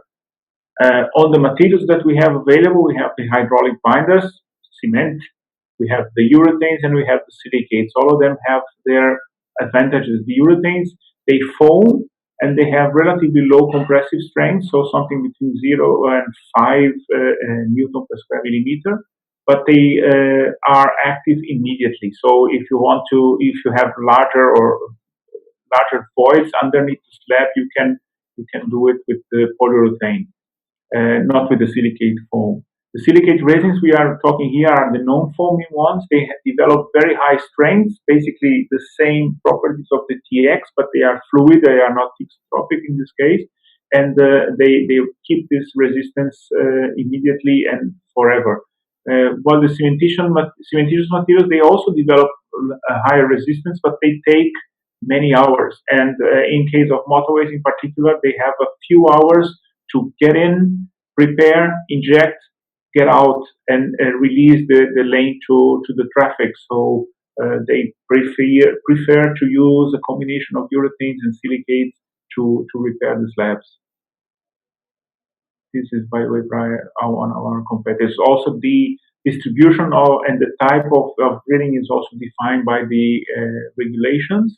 So it's basically drilling holes, preparing these plastic packers, and then once they are in place, start injecting. Next. And the injection process is where the expertise of the applicator comes in. So he has to be enough on the left. You see that they are using a urethane because probably they are voids under the slab, and they have these leveling checks for controlling the quality. So it's slowly step-by-step injection and realigning the slab to the original condition. And of course, the core sampling to demonstrate also to the client that the work has been done properly. So to show the type of material that is developed underneath the slab. Sometimes they also require to remove larger parts to see the distribution of the resin. But usually core drills are enough. And this is an example. This is the airport in Düsseldorf. The joke was, yes, this is a historical document in the time we used to travel by airplane. Now nobody travels with airplanes anymore, or it became a very difficult thing to do. We hope it's soon over. Anyway, Here there were like 3 centimeters of difference in the slabs, and there were some angles that were cracked. So the slab cracked in the angle. So in the case, the specialized applicator did the job of injecting the material. It's everything in that truck. So the 2 IBCs with the 2 components and the pump, everything's in there. So they come through the hose, inject, and ready to go. And the airplanes, in the case, can circulate immediately afterwards. So it's a very fast system and very, let's say, well-established system here in Germany. We go to the conclusions and then for the Q&A. Yeah, so I think what we saw today in conclusion is that the few of the things that that resins can offer better is that firstly, as also Paulo said, it's a quicker return to service. So like with cement or with traditional sodium silicates or some things like that, it takes a long time for the material to set and to get in to develop its engineering properties basically. With resins, like especially if you're using the structural PUs or the structural silicates and so on, you can get the strengthening of the strata almost immediately. So maybe say within a few hours you can just get the things back to service, like in the slab lifting, or you can see the results of the stabilization immediately. So you don't have to wait for 28 days to see whether your injection was successful and you need more treatment or not. So maybe within a few hours you already have an answer to that. The second part is the application of these new systems are much easier because the equipment is much smaller and much lesser man hours are needed. Of course, it's an expert line, so you do need people who understand this, and also in that we can help with our applicator team, because these guys know exactly what to do where. The third one is that you need much lower quantities of the material. So, for example, whereas to do say something like maybe about 1 cubic meter of cavity, if you need about 2.5 tons of cement. Maybe that's where you need about say 50 to 60 kilos of silicate foam, for example. So you need very very small materials relatively to achieve the same kind of engineering properties. The surety or the security is much better due to the faster set time. The viscosity is much lower, so it can actually be used under a variety of conditions, both in terms of the grain size of the soil as well as the water conditions. And of course, the durability is much longer. So, see, once again, I'll come back to that point which we made earlier, is that both you and us need to work together to devise the solutions. So our expertise comes again from the material systems. Your expertise comes from the geotechnical, from the engineering perspective. And like I was talking a little bit earlier about Dr. T.N. Singh. So we had also done a project, a while ago, or a couple of projects whereby he did the entire design work, and then we could provide the material solutions luckily for those. So basically, it is situations like this which would kind of work with synergy and actually come to a solution. So be it like stabilization of slopes, or I think in this case stabilization of some the transmission tower foundation. There are a lot of different areas of application that it can get into. But the key part is that both of us, like you as the engineers and we as the material specialists, need to work together to devise the solutions. So that I would say thank you very much for listening. I know it has been a bit of the longer one of the longer sessions, but it's a lot of ideas to process, and that's why we thought we'll get into a little bit more details. So again, all of us, I think it's time. We are now slowly getting back to life, so we have to still stay safe. And just for contacting us, I would request you to either take a screenshot, so you have our email ID, or at the same time you can also just scan the QR code, so it should save the details right to your phone. So you can do both ways, but very simply, if there are any questions, you can write back to us at info@ssbuildchem.com.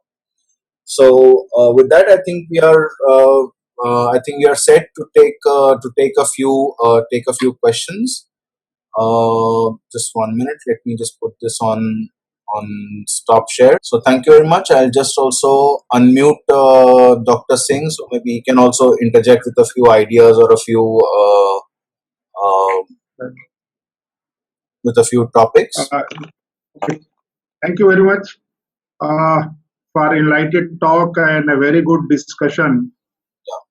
about this stabilization through the chemical injections. And you have taken care of all the area which has been under the discussion about this slope, about the soil slope, rock slope, landslide, uh, road cut slopes, as well as this underground excavation and tunneling technology. Uh, yes, sometimes we feel helpless when the flowing of the material, particularly in the Himalayan region, we have experienced when the material start flowing, then the flow rate is so high and so rapid that there is no solutions during that time. So, can Paul, you can throw some light when the material start flowing at the very high velocity? Is there any solution with us to provide some kind of the relief?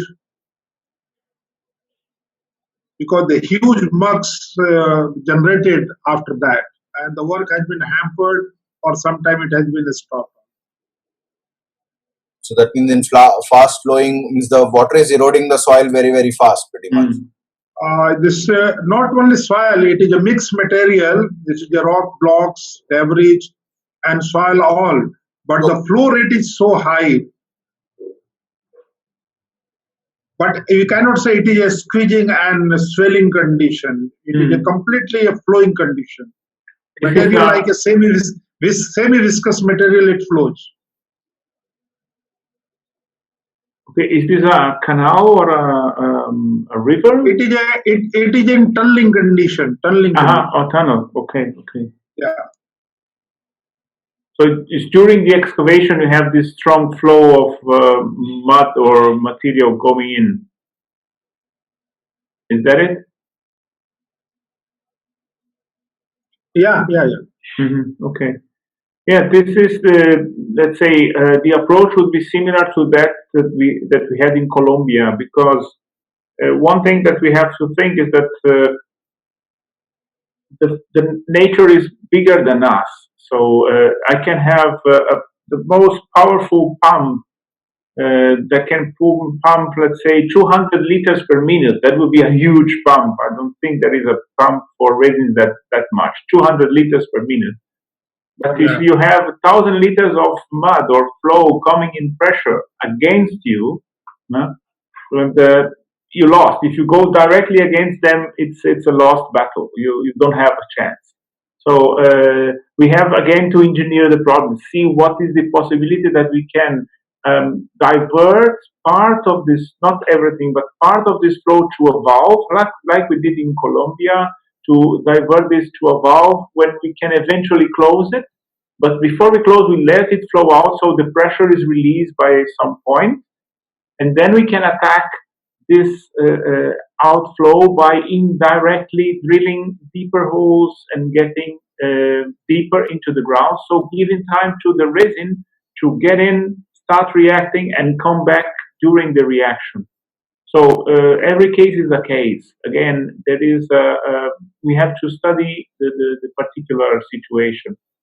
Very often we have also used what I call the low-tech solutions together with the high-tech. So the high-tech would be the resin and the pump and the equipment, but then you have the low-tech solution, and low-tech is piles of gravel put in front of the material coming out, or rugs, or wooden wedges.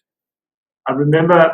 And the flow, and then you inject, and then you stabilize it, kind of like, you know. Yes. But still, you have the release that you prepared beforehand. So you have the pressure being released on another point that you have already prepared. So when you close the main failure, then the pressure is released on sides, and then you can close that. So we have done this in other occasions, not in India, but in other countries. I remember I was in a particular site where it was winter, it was very cold, and there was a lake, a dam lake, and was this tower inside the lake. You know, there's this piezometric tower, and this tower is leaking. So we were under the lake, and there was just these 20 centimeters of concrete between us and the water, and there was no way to stop that water. So I came out and walk around. We were in the middle of nowhere, so I got a branch from a tree with my Swiss knife. I cut in a kind of round conical wedge and I put it in the hole, like in the history, so in the tails. And then I could stop the water. It was a provisional situation because I put a cork, a wooden cork in that hole, and then we were able to drill other holes where we could control the water because the holes were drilled with the drill bit. So we have a perfect hole. We placed the packer and we injected the resin. And we injected the resin for some time, and then we went for lunch. After, when we came back from the lunch, the situation was still stable, no water coming in. I removed this wooden cork I have made, and it was bone dry. The resin had made its way behind and has sealed everything, but it has time to solve the problem. It was a very, let's say, simple thing.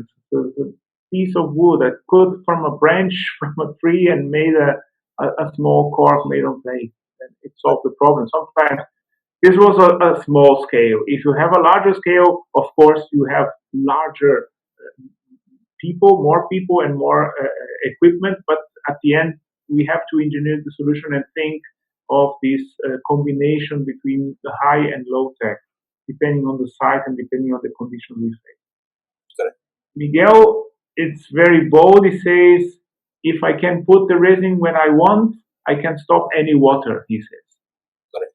It's very bold statement. Stop the water, then mostly you can also control the erosion to quite an extent.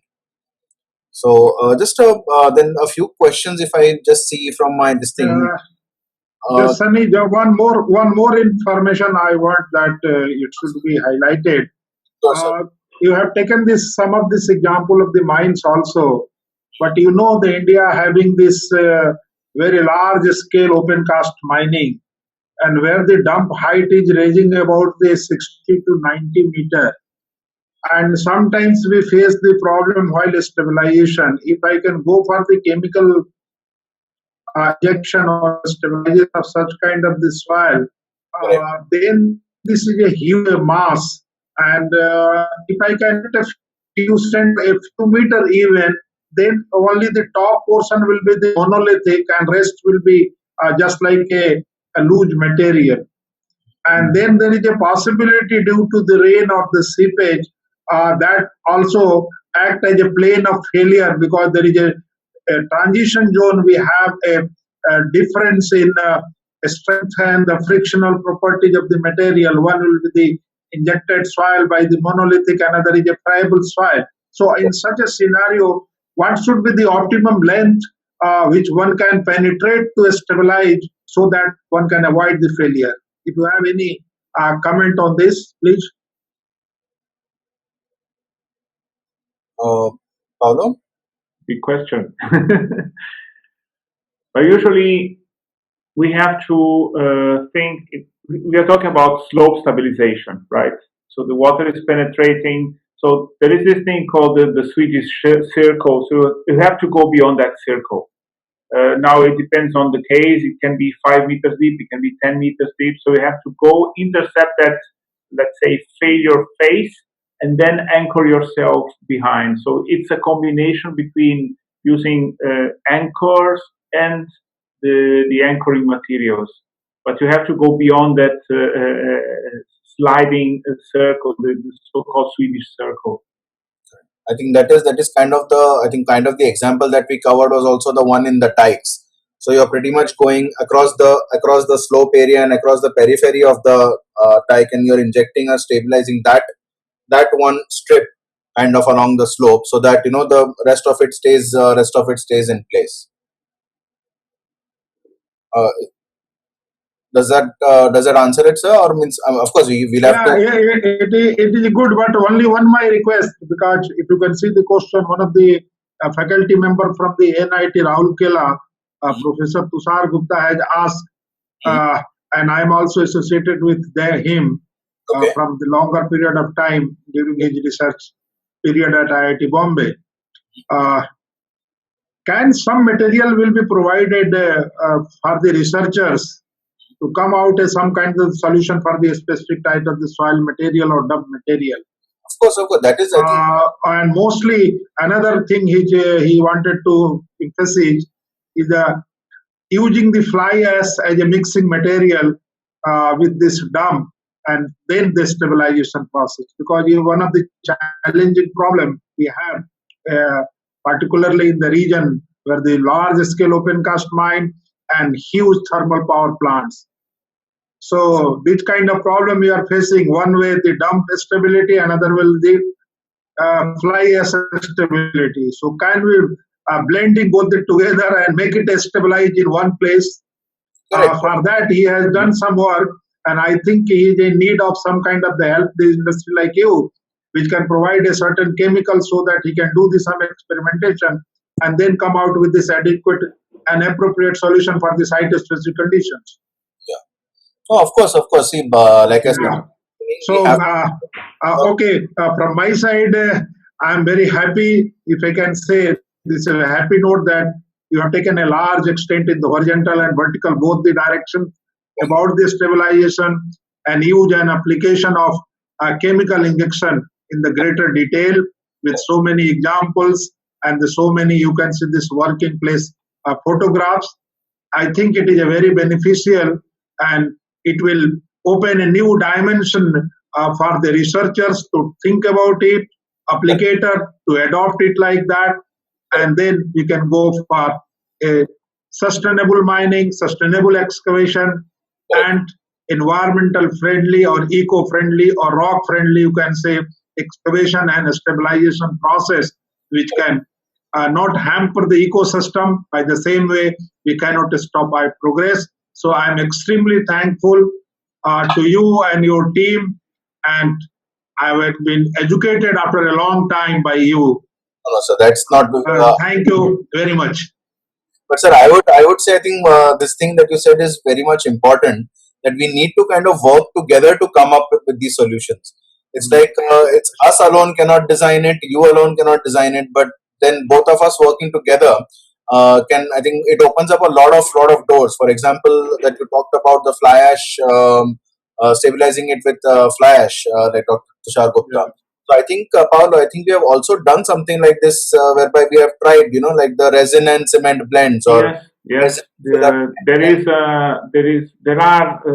let's say a couple of ideas to mix the cementitious injection with the resin injection, trying to combine both properties. So to reduce the price by using a low cost material and having it accelerated or improving the final characteristics by the resin. I'm not very happy of this, the first results. I'm not a very fan of it, but some companies are pushing. We are working together with some research institutes, so universities, and applicators to develop a method. And I don't know. I really don't know. I'm a little bit skeptical about this. For me, it's like the joke of Marilyn and Einstein. The joke was that Marilyn Monroe comes to Einstein, we try to make a son, it will come with your intelligence and my beauty, she says. And then Einstein stays for a time and says, well, but it could come with my beauty and your intelligence. So I think this mixing of resin and cement sometimes can, let's say, strike back, and you, instead of having an excellent result, you have a very poor result. It has to be researched. I mean, it's not the last word is not yet said, but so far we don't have that fantastic result we are waiting. But the research is there for that. I mean, also go for a wrong way. Yeah, a lot of options open. So just to take a few of the questions and comments that have come here. One is that I think a couple of people had, or some of the people had some problems in viewing it. So don't worry, we have your email addresses. So we'll also send you a recording of the whole thing, so you can refer to it much easier. That was one part of it. Then one of the questions that came through to Sujay was that what are the parameters? What are the parameters after injection that we can see after the consolidation is successful? Do we do coring, or is there anything else? One thing is do coring. The other could be a penetration test. But Correct. there is a sense if you do the penetration test before and after, so you have a comparison benchmark. Some people do compressive strength or load tests on the soil if it's a surface available, but usually scoring is Yeah, and most common. also there are some NDTs available. I think resistivity. This one, I think there are a wide variety of tools that you can put it to test. It's like kind of any repair or The rehabilitation. one thing is sure, you never get a worse situation that you had before, so you're always improving. The big question is how much you improve, and that's the reason we are researching for this software, because this software should tell us if I inject that quantity of that material, I have this improvement. So basically, this is what we're working to. Yeah. So just a few of the questions that we can take up is one of the question is by Mr. Ratan Das. How do you deal with the tunnel squeezing problem during construction? Any innovative new solution? So I'm not sure what that is, tunnel squeezing problem. Usually it's squeezing, depends, because it could be, I had a tunnel once that it was a tunnel in operation and it had compression, it was being squeezed, but it was clay. So the idea was to do exactly what you propose, create or put anchors around, create pockets to isolate the clay. So first, of course, to re-excavate or re-widen the tunnel section, and then do this treatment to prevent this compression. When it's rock, then the situation is more complicated. I mean, it goes to via anchors and steel arches and this kind of reinforcement. In Austria, what they do, but this is in hard rock tunneling, is they over excavate the tunnel. So the tunnel, let's suppose, I don't know, this can be calculated, but the tunnel has to be 5 meters wide. They excavate 6 meters wide. They put sliding arches. So the tunnel, there is a convergence that's calculated. So it's over excavated, and then the convergence will bring to the diameter it should be. So this is one method.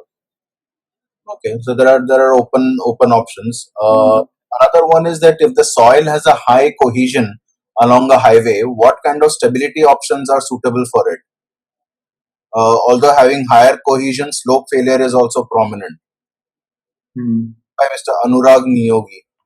Is high cohesive means it's clay based, or it's just very compacted and is stable on its own, but then but it could mean both things. So if it's clay soil, we have seen clay so it's complicated that it's done with anchors and trying to isolate the clay as much as possible.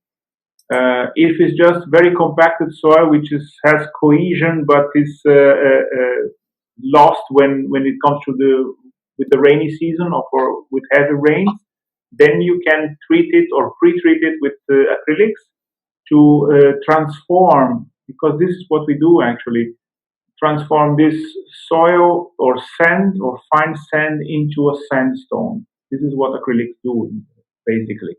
This is one solution, but we have to check if it's also feasible in the large scale. If the area is too big and too wide, then that could be other, let's say, mixed solutions, and depending also on the granulometric properties and everything. We have to get more into the detail, but there is a solution.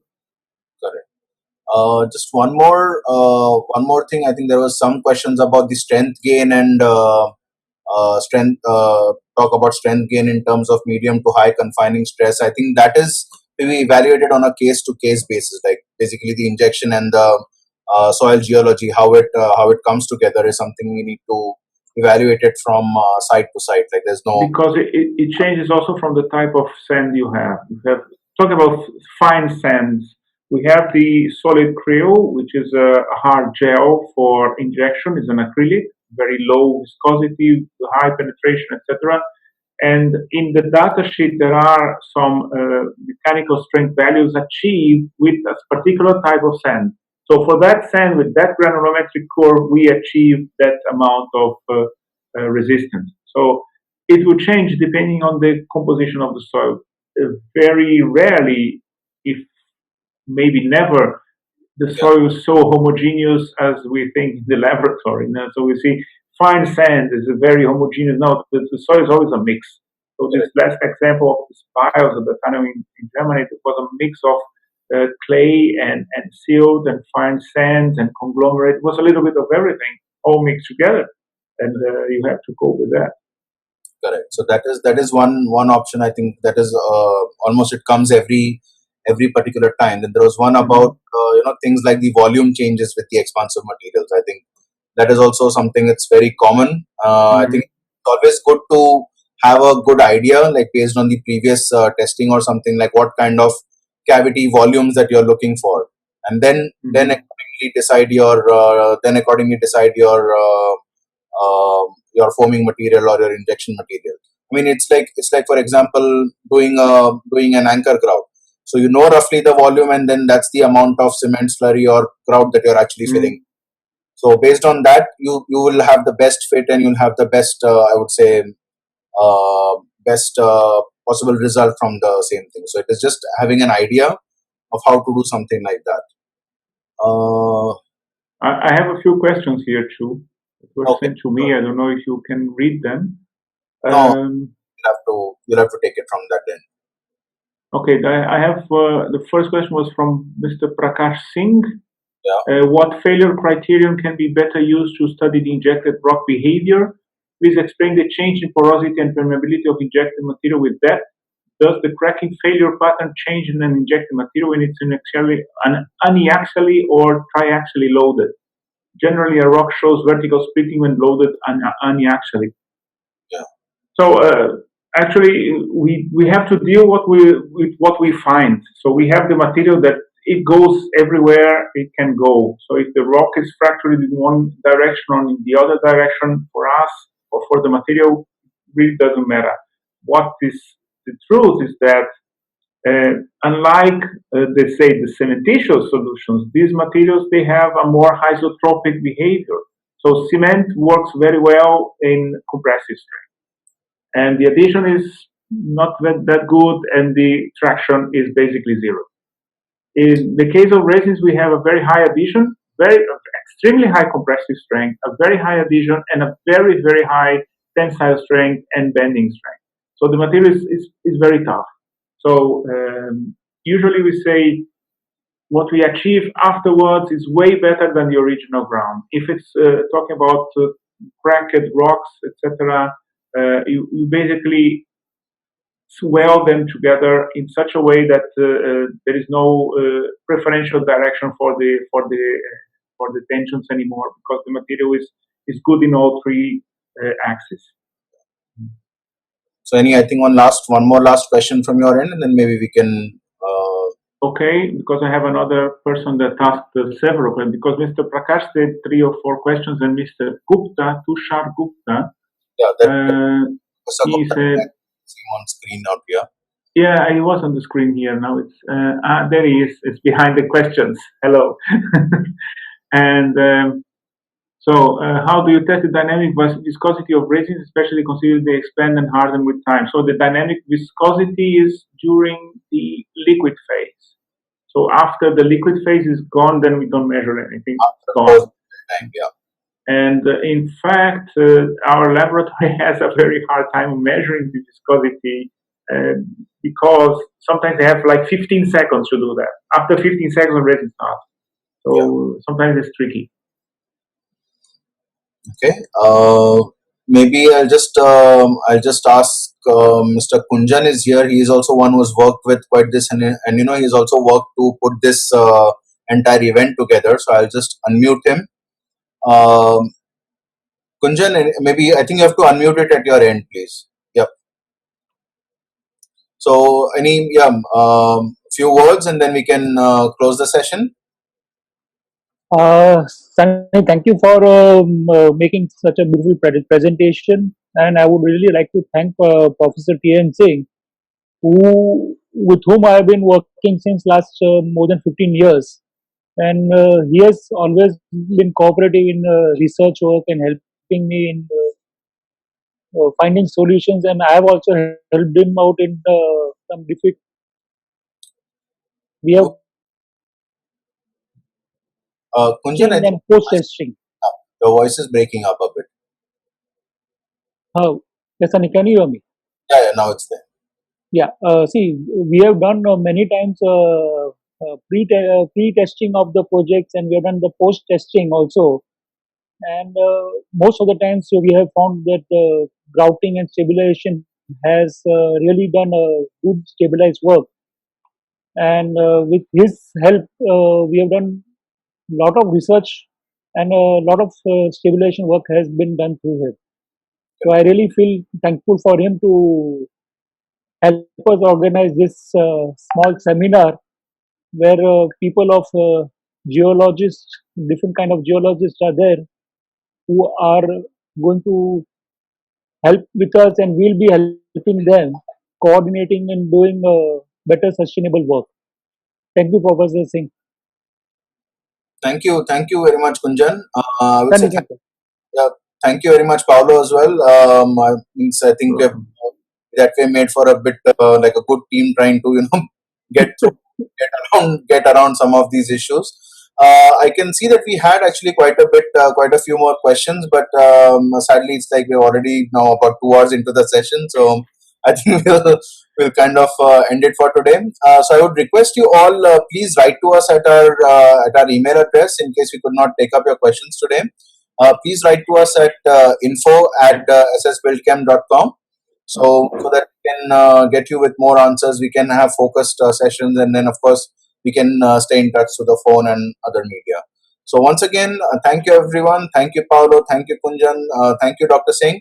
Uh, Although I don't see Dr. Singh anymore, but thank you very much, sir. No, I see him. He's here. I see him.